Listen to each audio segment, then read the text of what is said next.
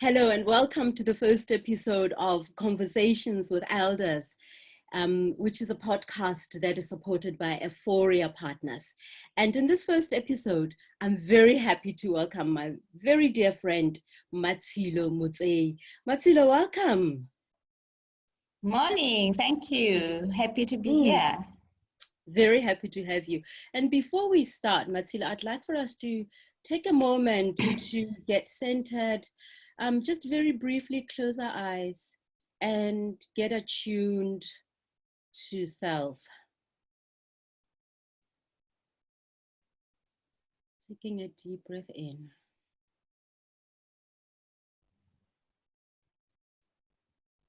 Okay, thank you. Thank you for joining me in that.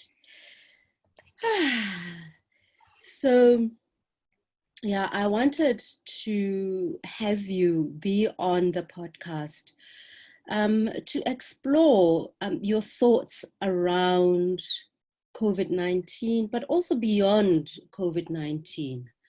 And maybe you have just a few introductory perspectives that you would like to share with us. You know, the one thing that's at the top of my head is the fact that every 100 years, planet Earth gets to a point of reset. And 2020 seems to be that, that moment of Earth resetting. And the reason for the resetting, I think, is to remind us who we are and why we are here. But most importantly, is to remind us of the relationship between us and other forms of creation. Animals, plants, animate and inanimate creations. And also the reminder, our relationship with nature and the fact that we are not in control and we can never be in control of nature. That nature has got power over us. And there's something in us that makes us think that we have power over nature. Just yesterday, I was reflecting about Australian fires, that early in the year, we had fires that ravaged everything. And as if a moment like that, including the burning of the Amazon forest, as if a moment like that will make us stop, it doesn't. So a virus came from nowhere, a small little thing came from wherever it comes from, and it stopped us. It made us come to a standstill. The fires couldn't, the floods couldn't, earthquakes couldn't, all other catastrophes couldn't, but this virus stopped us. That's what I find fascinating. Yeah, I heard recently someone saying, actually Matthias De Stefano saying that we, humanity, treat ourselves as if we are not part of nature, as if somehow nature is out there and we are somewhere else and we have sovereignty over nature. And yeah, what I'm hearing you saying with this reset, centenary reset, is that actually nature is reminding us that we are part of it.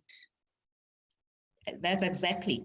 Because the moment you think that you have power over something means that you don't understand the relationship you have with that thing. And the relationship that we need to have with nature is one of interdependence. So that's what we have lost. You have a relationship with an aspect of creation if you realize that you are part of it. I agree with that in totality. I'm nature, nature is me. We are indivisible. So if I create, if I damage nature, if I kill nature, I kill myself. Yes. So that's exactly what this moment is meant to remind us. And I don't even want to say to teach us, but to remind us, because we know there's something that we know that is innate in us in terms of our relationship with nature. And here I would also want to include not just nature as in mountains and rivers and animals and trees, but nature as in other people. Other people, especially those that are different from us, in terms of color, sexual orientation, who hold different beliefs, who pray different prayers, you know, who express their sexuality differently. Yeah, so it's an exciting moment for us to return to that whole understanding of who we are in relation to nature.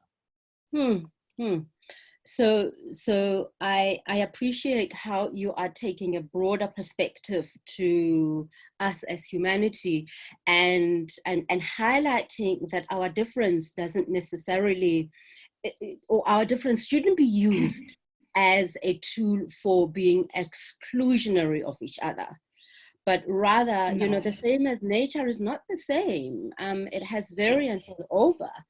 And so do we as humanity have that. And we can, by embracing ourselves, perhaps we can get back into the rhythm of nature. We can get back in step with nature. Is that? Yeah, and yes, this is basically what I'm saying. I mean, in the emblem of South Africa, we talk a lot about united in diversity, but we don't know how to live it. We speak about being united in diversity, and we, instead of celebrating that diversity, that difference, you know, we see that as something that divides us and something that we need to fight over. Yeah.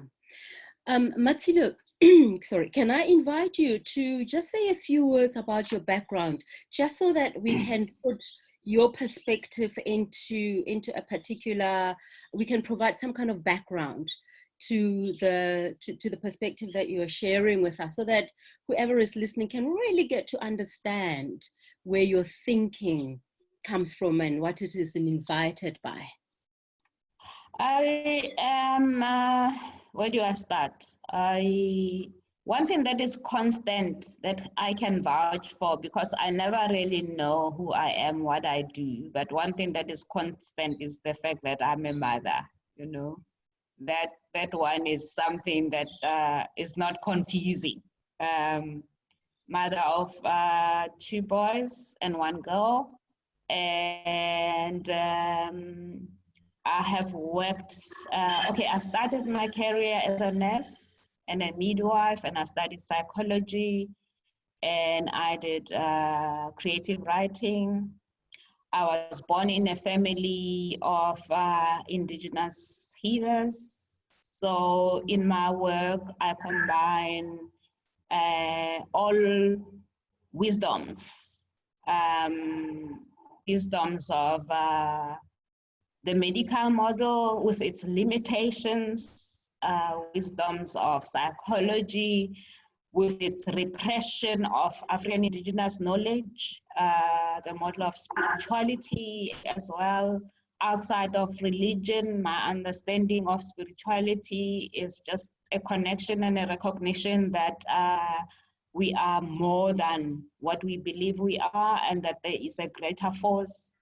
And I see myself as a storyteller. I'm fascinated by ancient things, ancient people, ancient knowledges, I'm fascinated by human beings' ability to forget, how easy it is for us to forget who we are and our connection with nature, as I have said before. At the moment, I've gone back to my initial training as a midwife. I'm beginning to work now as a childbirth activist, and my fascination is around challenging excessive medicalization of childbirth, because pregnancy is not a disease. And my work basically is around integrating indigenous knowledge systems with modern innovation. So that is essentially where I'm at. I'm an author. I love poetry. I love music. I love dance. I love traveling. I'm an artist. I'm a healer, I guess. Yes. So in all of that, I'm going to pick on your indigenous healer self, because I think that's all encompassing. Just from what you've just said, it sounds like that's the encompassing spectrum that holds who you are. One thing that is very certain about COVID-19 is the immense number of deaths that it brings. And it can be our own death, it can be the death of our loved ones. But what we know is that there is just this, it feels like a season of dying. And I'm wondering, in your perspective, what is it that we can do to prepare for death, to live a life that still assists us to thrive, even though we have the promise of death, and we always have the promise of death, but we have the promise of death that is very evident and that is very much in our face. How do we live? Particularly because we don't know what's on the other side of COVID-19. Right. Death is my favorite topic. That's also something that I love talking about. It's something that I love writing about. I don't know why, but I find it fascinating. And also, you know, that when you say we seem to be in a season of dying, I think when most people, when they hear that phrase, are going to be gripped by fear.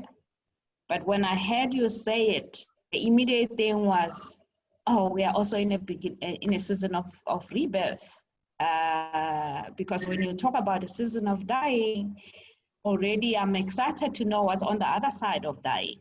You know, that right now we're in the middle. There is a world that we have left behind before the lockdown all over the world. And there is a world that we will emerge into after the lockdown. And we have no idea. The only thing that we know is the world that we left behind. And so that world has died. The world that we know has died. And we will merge and create a new one.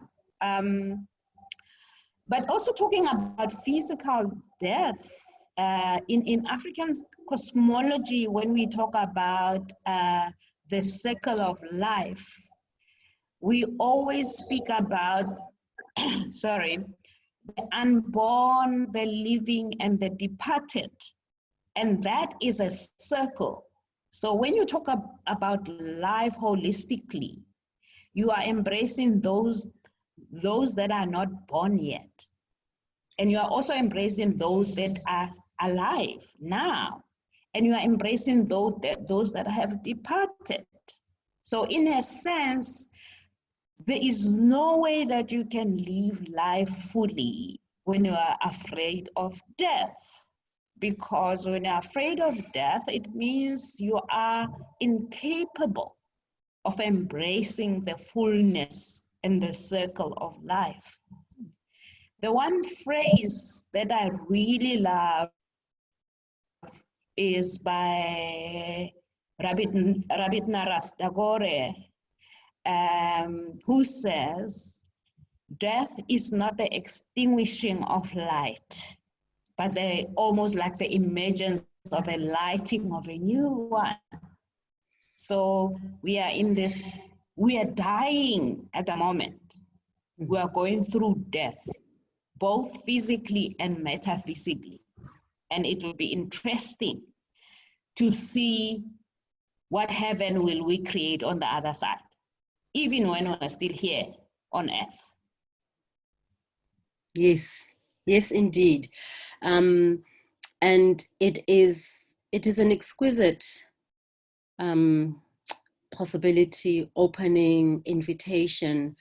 And there's a part of me that also thinks, all we know is, or most of what is in the forefront of how we know to be human is based on what we've been through, and is based on what has brought us exactly to where we are right now, with the systems that have betrayed us, that have supported us, that have created the reality that we see right now. How do we emerge into newness, knowing that it is new, and that all the structures that we've relied on that have not worked, that we don't bring them into the creation of something new? I will answer that question in two ways. Firstly, I will use a metaphor of birth. Imagine a baby in uterus. This baby has been growing there for 9 months. It's been receiving nutrition, oxygen, and everything from the mother through the umbilical cord. And then the time comes for it to be born. The uterus pushes it out. This bag that has been a home for it from the time of conception is the one that pushes it out. And imagine if the baby could be going through the birth canal saying, I wonder what's on the other side, and like being anxious about what is it that I'm going to get on the other side. And then it gets born. And when it gets born, it finds that over time, it's custom designed to exist in this world, meaning that it is born with everything that it needs to exist in this world. So the only thing that it needs, the human mammal, as they say, is the only one that is born premature. Other animals give birth and immediately the little thing is running around. We spend so many years, the only thing that we know is to suckle. So I use that metaphor for one reason, to say that we have everything that we need. That's one side. The other side is the issue of conditioning. We have created these systems that have been detrimental to us. We have believed for centuries on the dominator model of power. And we have believed that to be powerful, I must dominate other people. To win, other people must lose. So we have thrived on the win-lose mentality, power over, and that is what we know. And the thing about losing what we know makes us afraid. what kind of a life is there going to be on the other side? And we are going to, obviously, we are going to be facing immense struggles, because people who have created the systems that kill are going to fight us, you know? And so when we emerge on the other side, whatever, I like the word emergence, you have used it as well. When we emerge on the other side, it will be interesting to see how we transform internally as individuals and collectively. One of the greater challenges I think that is facing us right now is also that to know that political systems as they are incapable of liberating us. Political parties are incapable of freeing us. And we cannot continue to rely in governments in the way that they are structured right now. They can't free us, you know, they can't enlighten us. So we have to move to a place where, you know, the new kind of transformational politics would speak to inner transformation of the individual, and then transformation of the collective and the system.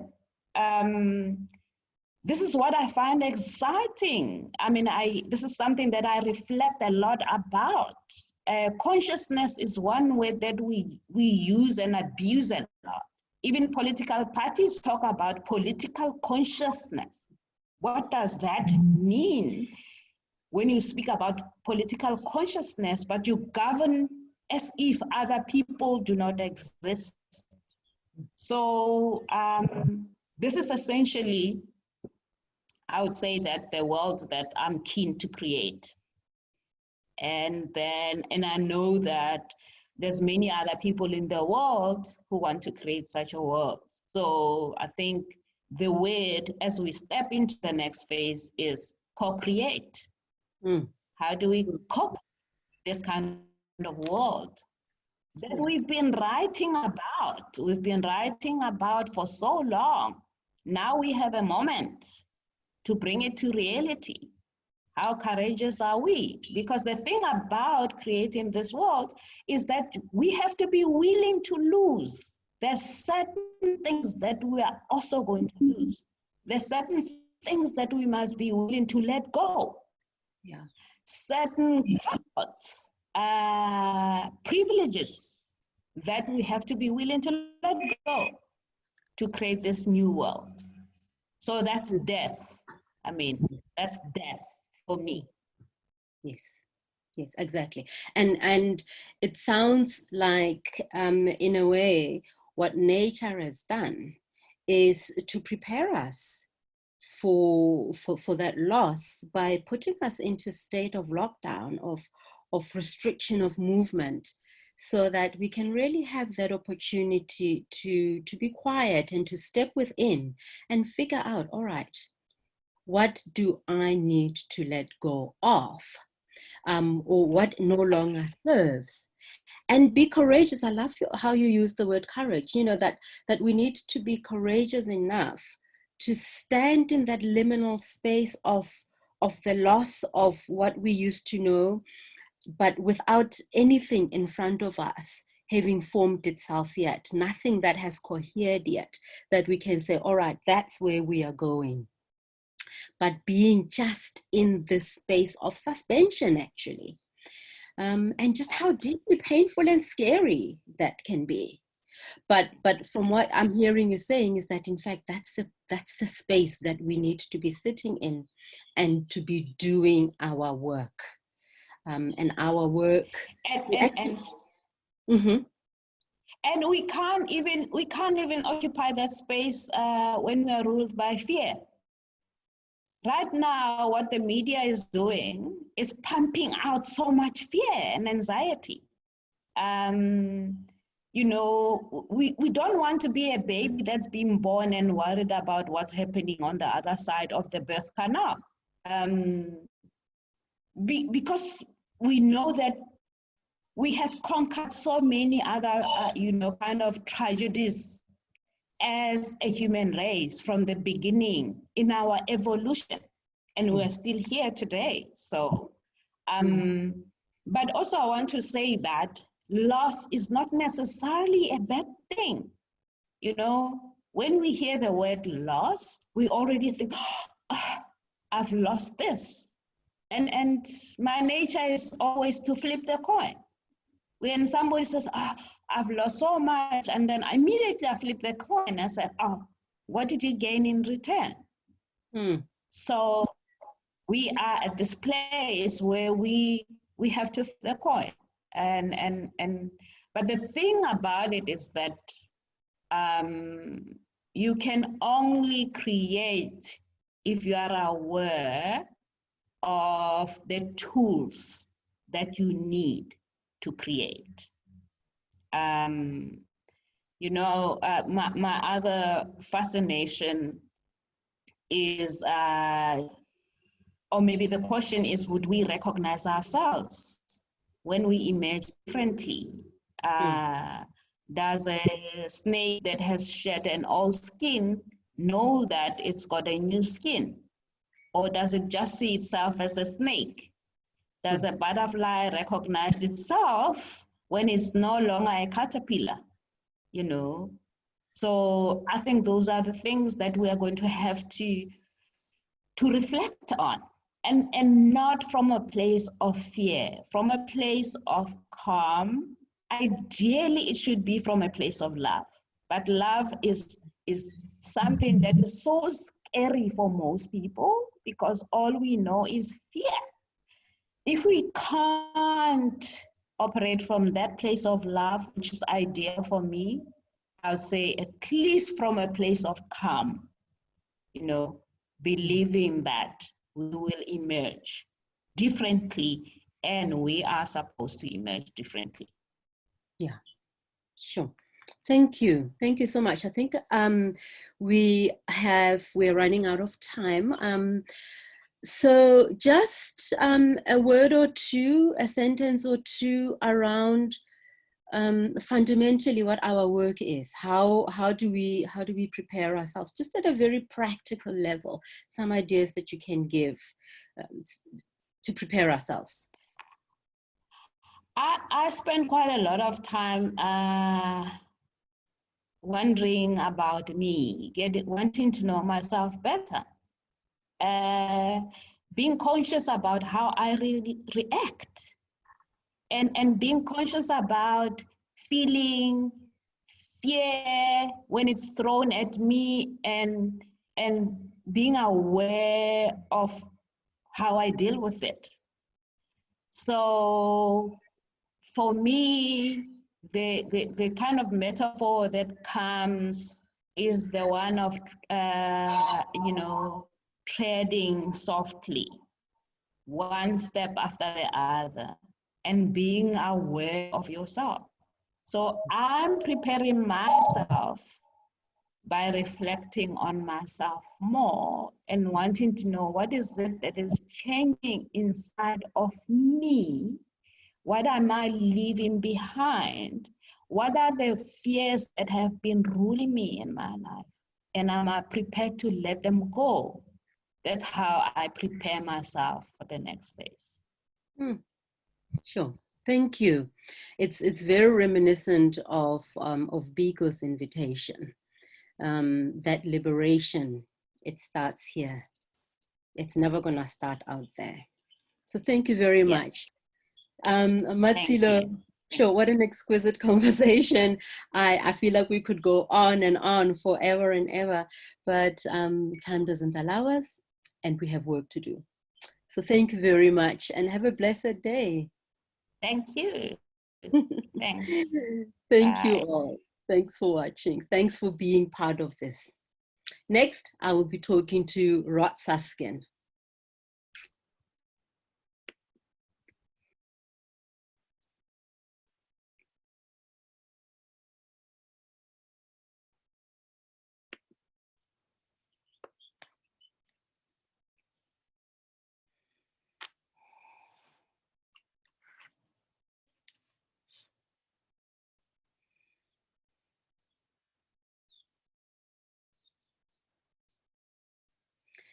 Hello, and welcome to this podcast entitled Conversations with Elders. My name is Makgathi Mokwena, Pilgrim in Heels, and the podcast is supported by Aephoria partners. The podcast is inspired by the immense challenge and invitation that is presented us, humanity, by COVID-19. And as such, I'm going to be having conversations with elders in our communities. And by elders, I mean those individuals who hold great wisdom and great insight that we can draw on to help us understand the bigger perspective, hold a bigger perspective of whatever it is that is happening and perhaps that is challenging us in the current times. The greater intention of the podcast, however, is for us as humanity to pause and think about how can we live a life that is inspired and is guided by a purpose greater than ourselves, greater than our desires, greater than our needs. And perhaps that greater purpose that we know will ultimately serve us as part of a greater nation. I'm going to start again, Lucille. So this is the introduction that I'm doing. That will be running each time.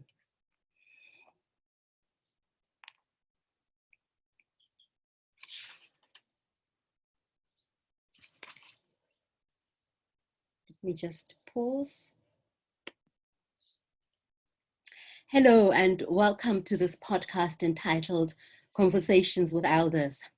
My name is Makgathi Mokwena, and I will be hosting the conversations that will be happening through the podcast. And this podcast is supported by Aephoria partners. Now, this is inspired by the immense challenge and invitation presented us, humanity, by COVID-19. And as such, I will be having conversations with elders from our communities. And by elders, I mean those individuals who hold great wisdom and great insight and can assist us to take a broader view of whatever is happening in our lives right now, and whatever is challenging us, so that we can, by shifting our perspective, we can gain greater understanding. But ultimately, the podcast really is an exploration of how can we as humanity do better so that we can live a life that is inspired by a greater purpose, and a greater purpose that ultimately will serve all of us on this planet. My first